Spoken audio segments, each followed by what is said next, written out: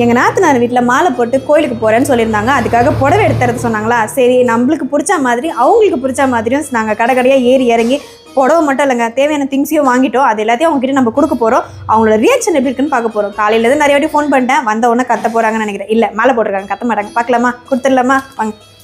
அது வரைக்கும் சாமி கிட்ட இருக்கட்டும். கவி, நான் கவி ஃபோன் பண்ணினே இருக்கிறேன், வேலை இல்ல. அக்கா, எனக்கே ஆச்சரியமா இருக்கு, நீங்களா இது இப்படிலாம் பேச மாட்டீங்களே. இல்ல கவி, மாலை போட்டதோட மகிமை. சரி, ஒரு நிமிஷம் இருங்க. என்ன ஃபோன் பண்ணினே வந்துங்கிற வேலை கூட எவ்வளவு வேலை. நீங்க தானே போட எடுத்துட சொன்னீங்க, உங்களுக்கு பிடிச்சிருக்கா இல்லையான்னு பார்க்கணும்ல. வலியில இந்த பேண்ட் சின்னதா இன்னேது இது பேண்டுனா அந்த கலருக்கு அதுதாங்க கிடைக்குது. மஞ்சள் கலர் நெயில் பாலிஷ் கேட்டீங்களா? ஆமா. பொட்டு உங்க சைஸ் தானே? பாருங்க, நான் உங்களை எவ்வளோ அப்சர்வ் பண்ணி வச்சிருக்கிறேன். பச்சை கலர் ப்ளவுஸ் மஞ்சள் கலர் ப்ளவுஸ். ஓ, மஞ்சள் கலர் வேற வேணுமா? ஆமா. சரிதான். சரி, பச்சை கலர் பார்டர் வாங்கினேன், மஞ்சள் கலருக்கு போடவே.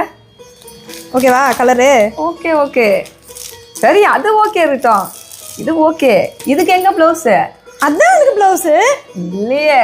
இதுக்கு ஓகே, இதுக்கு வேற வேணும்ல, ரெண்டாலாம் எடுத்துருக்கணும். மஞ்சள் கலர்லயே வேணுமாப்பா?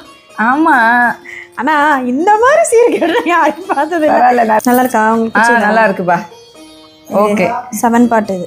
சரி, அது பூஜைக்கு ஸ்ட்ரைட்டாக அங்கே எடுத்துட்டு வந்துரு தானே? அது வந்து உங்களுக்கு நாங்கள் சீர் கொடுக்குறாம தட்டில் வச்சு கொடுப்போம். இப்போ வந்து உங்களுக்கு பிடிச்சிருக்கான்னு கேட்குறேன். சரி, அப்போ சேர்த்து கொடுக்கும் போது எல்லோ கலர் ஜாக்கெட்டும் ஒன்று வச்சு கொடுத்துருவோம். Yellow colour? ஆமாம்.